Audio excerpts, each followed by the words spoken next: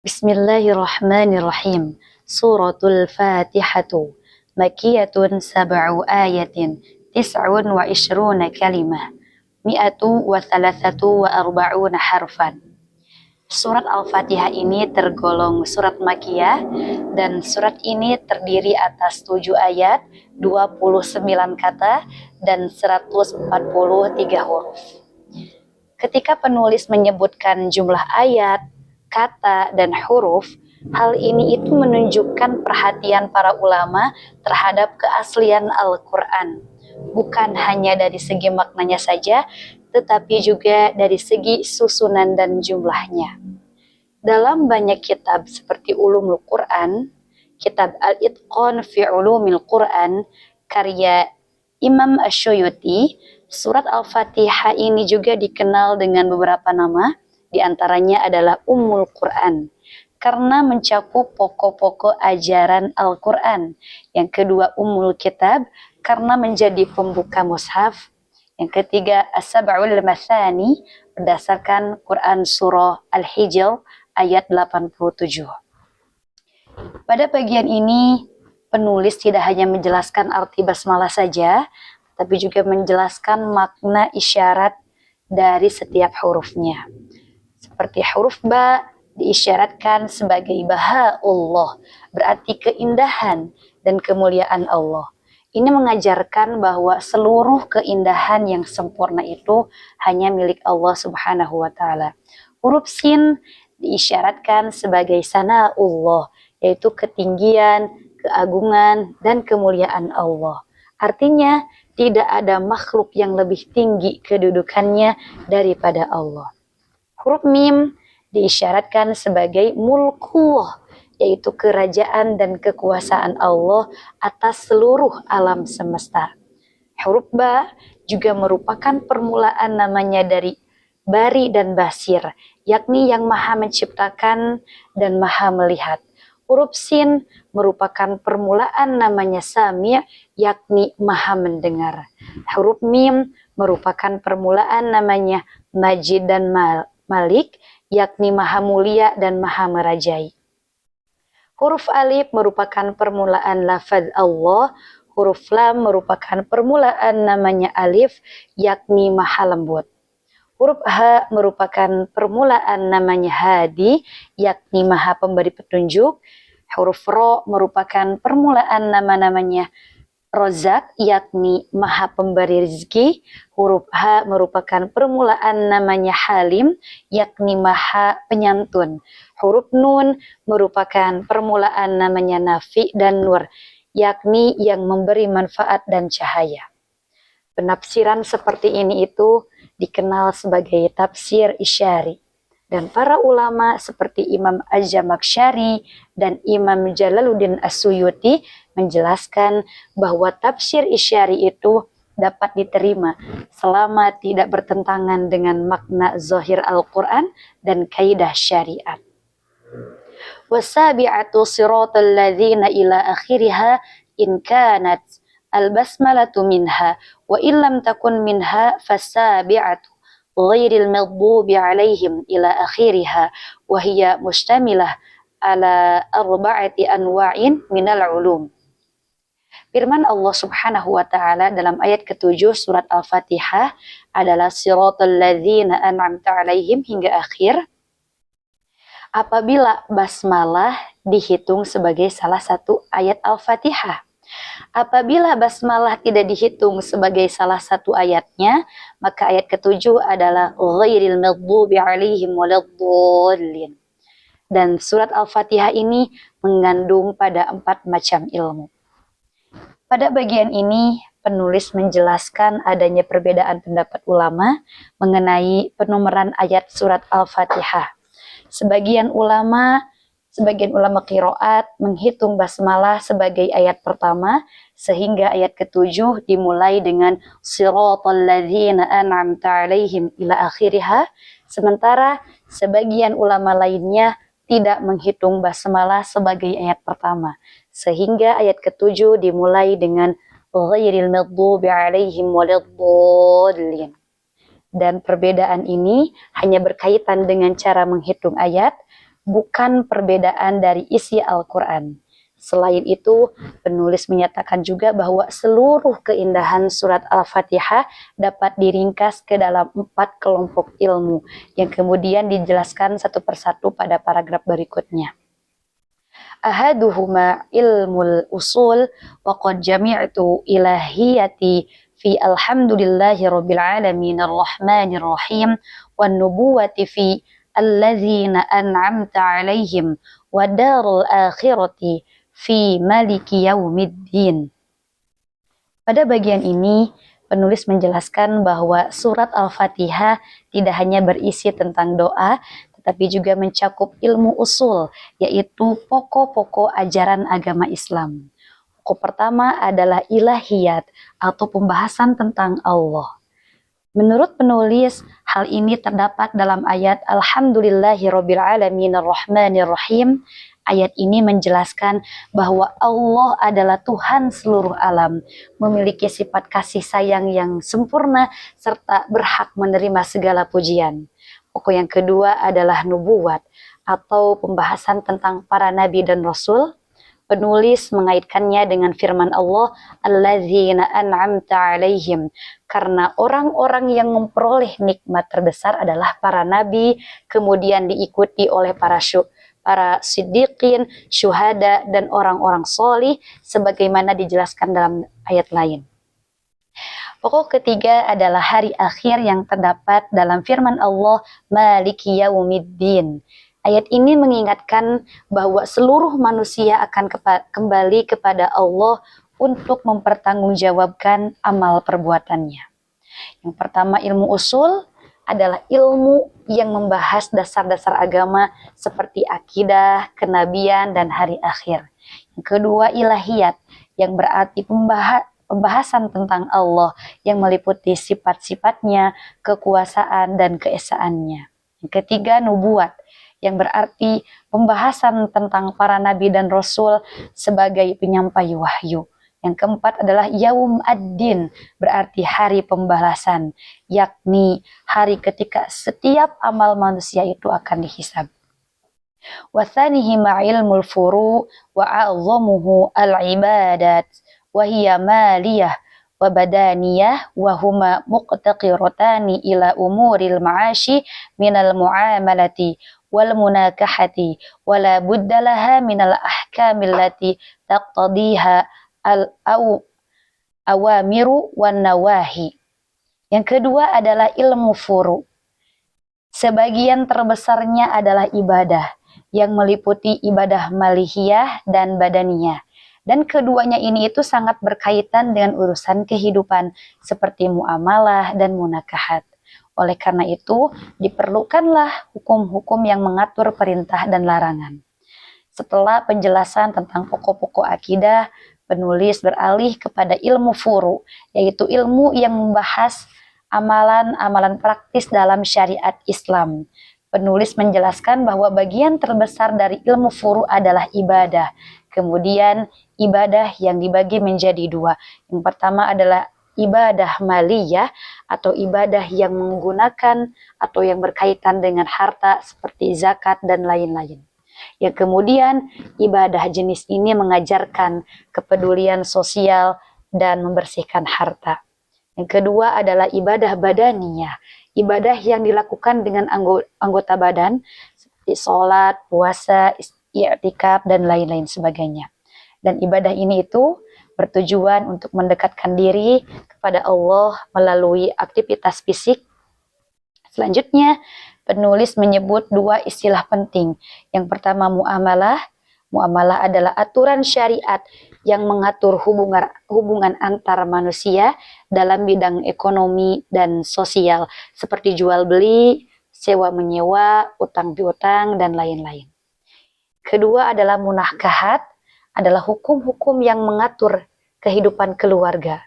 Penulis menegaskan bahwa semua bidang tersebut memerlukan hukum-hukum syariat yang bersumber dari perintah dan larangan Allah. Melalui surat Al-Fatihah ini menunjukkan bahwa Islam bukan hanya mengatur hubungan manusia dengan Allah melalui ibadah saja, tetapi juga mengatur hubungan manusia dengan sesamanya melalui aturan muamalah dan munakah.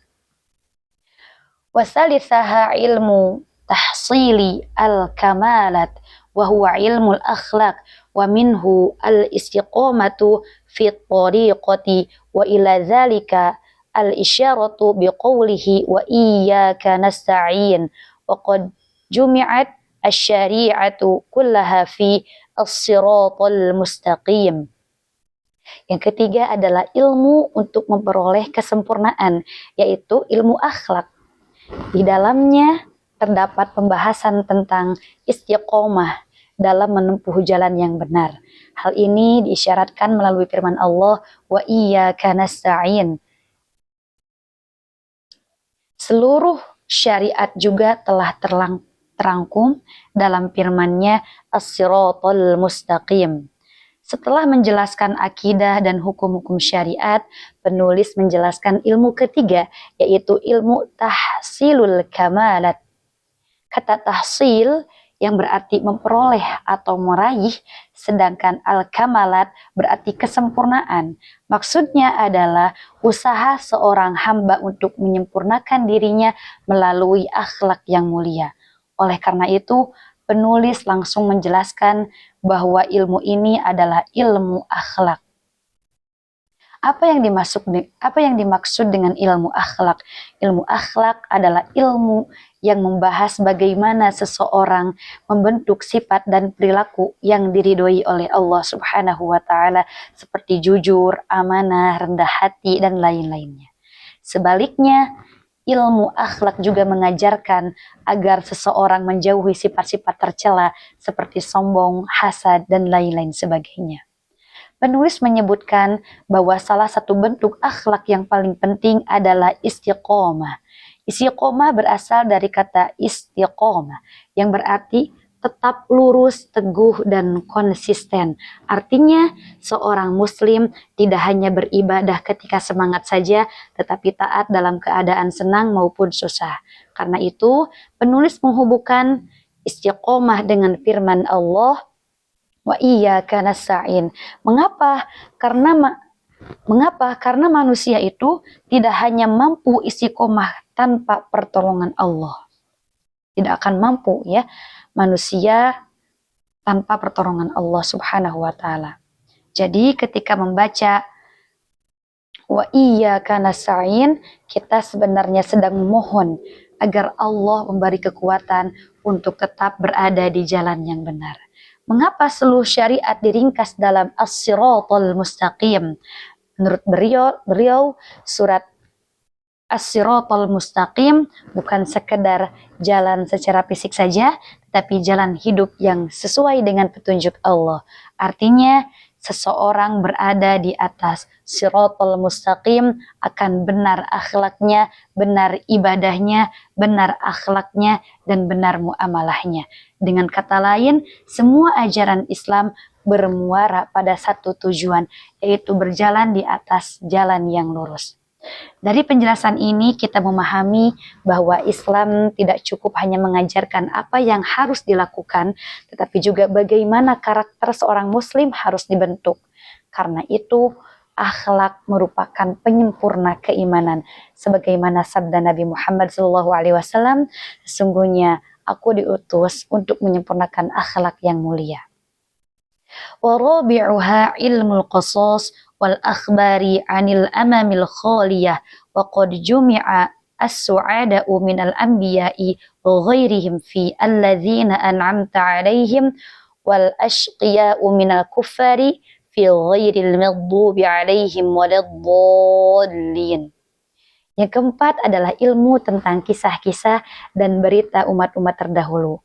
Orang yang berbahagia dari kalangan para nabi dan selain mereka terangkum dalam firman Allah, alladzina an'amta 'alaihim. Sedangkan orang-orang yang celaka dari kalangan orang-orang kafir terangkum dalam firman-Nya, ghairil maghdubi 'alaihim waladdallin. Selanjutnya, penulis menjelaskan ilmu keempat, yaitu ilmu tentang kisah dan berita umat-umat terdahulu. Menurut penulis, kisah dalam Al-Quran bukan hanya sekedar cerita sejarah, tetapi mengandung pelajaran atau ibroh bagi umat Islam. Penulis membagi manusia menjadi dua kelompok besar berdasarkan ayat-ayat dalam surat Al-Fatihah. Yang pertama adalah orang-orang yang diberi nikmat.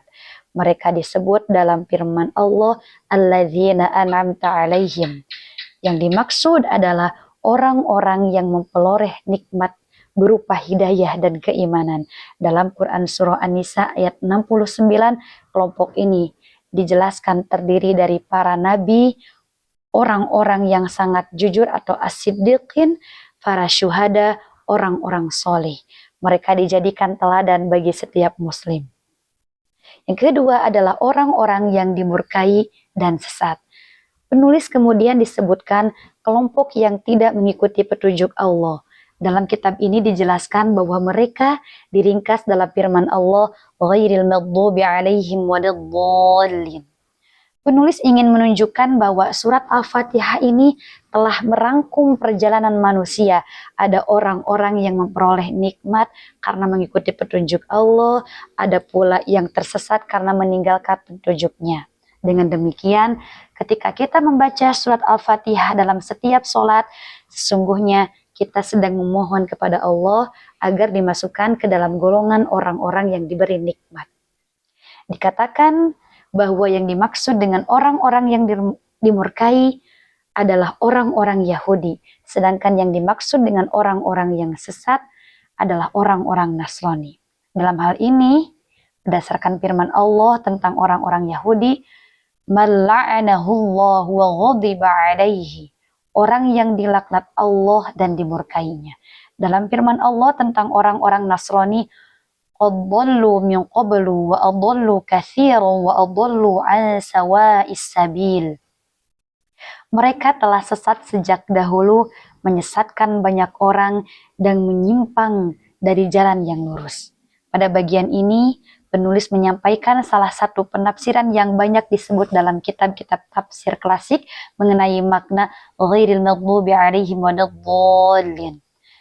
Menurut penafsiran tersebut, al-maghdubi alaihim adalah orang-orang yang dimurkai, yang dimaksud adalah orang kaum Yahudi, dan ad-dallin adalah orang-orang yang sesat, yang dimaksud adalah kaum Nasrani. Orang-orang yang dikenai kemurkaan Allah dalam penafsiran yang dibawakan penulis ini, istilah ini merujuk kepada kaum Yahudi berdasarkan ayat-ayat Al-Quran yang beliau jadikan dalil. Perlu diketahui penggunaan kata wayuqol pada awal paragraf. Secara bahasa wayuqol itu dikatakan. Dan ada pendapat yang mengatakan artinya penulis sedang menyampaikan salah satu penafsiran yang dikenal di kalangan ulama, lalu menguatkan dengan ayat-ayat Al-Quran yang relevan.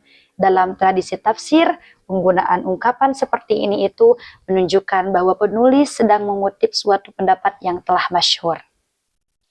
Penafsiran ini tidak hanya dimaksudkan sebagai penilaian terhadap setiap individu Yahudi ataupun Nasrani sepanjang masa. Yang dimaksud atau yang menjadi objek pembicaraan adalah kelompok-kelompok yang memiliki sifat sebagaimana dijelaskan dalam ayat-ayat yang dikutip oleh penulis. Penyampaian seperti ini membantu menjaga penjelasan tetap sesuai dengan adab ilmiah dan konteks tafsir. Melalui ayat ini, surat Al-Fatihah mengajarkan agar seorang muslim tidak hanya meminta petunjuk, tetapi juga memohon agar dijauhi dari dua penyimpangan besar. Yang pertama, mengetahui kebenaran tapi tidak mengamalkannya. Yang kedua, beribadah tanpa petunjuk yang benar sehingga terjerumus dalam kesesatan. Dengan demikian, doa dalam surat Al-Fatihah merupakan permohonan agar Allah membimbing kita menuju jalan orang-orang yang diberi nikmat serta menjauhkan kita dari jalan yang berakhir dalam kemungkaran atau kesesatan. Wa yusanna lil qari'i ay yuqalu ba'da al-Fatihah amin wa ma'nahu Allahumma stajib lana wa laysat minal Qur'an. Disunatkan bagi orang yang membaca surat Al-Fatihah itu untuk mengucapkan amin. Maknanya adalah, ya Allah kabulkanlah doa kami. Lafaz amin ini bukan merupakan bagian dari ayat Al-Quran. Pada penutup pembahasan surat Al-Fatihah, penulis menjelaskan adab setelah selesai membacanya, yaitu disunatkan mengucapkan amin. Kata amin bukan termasuk ayat Al-Quran, tetapi merupakan doa yang diucapkan setelah selesai memohon petunjuk kepada Allah. Makna amin adalah, Allah kabulkanlah doa kami. Karena surat Al-Fatihah pada hakikatnya berisi pujian kepada Allah sekaligus permohonan hidayah. Maka sangat tepat apabila ditutup dengan permohonan agar doa tersebut diterima. Penulis mengakhiri pembahasan surat Al-Fatihah dengan mengajarkan adab yang sederhana tetapi memiliki makna mendalam. Setelah seorang hamba memuji Allah dan memohon petunjuk melalui surat Al-Fatihah, ia dianjurkan menutupnya dengan ucapan amin sebagai bentuk harapan agar seluruh doa yang dipanjatkan benar-benar dikabulkan oleh Allah Subhanahu wa taala. Sekian dari saya, mohon maaf bila ada kesalahan. Wallahul muwaffiq ila aqwamit thoriq. Wassalamualaikum warahmatullahi wabarakatuh.